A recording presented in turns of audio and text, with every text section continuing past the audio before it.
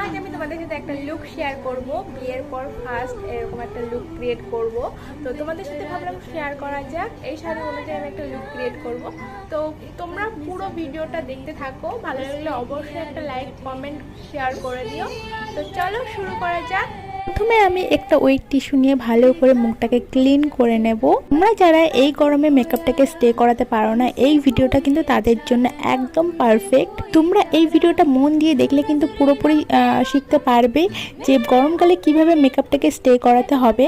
তো এরপরে আমি একটা টোনার নিয়েছিলাম, একটা গুড ভাইবসের টোনার ইউজ করেছিলাম, টি টোনার।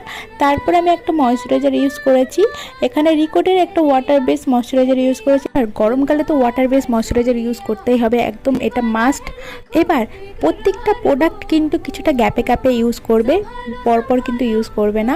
পরে আমি একটা এলফের প্রাইমার ইউজ করেছি, গ্রিপ প্রাইমার। তো গ্রিপ প্রাইমার বিভিন্ন ধরনের পাওয়া যায়, তোমার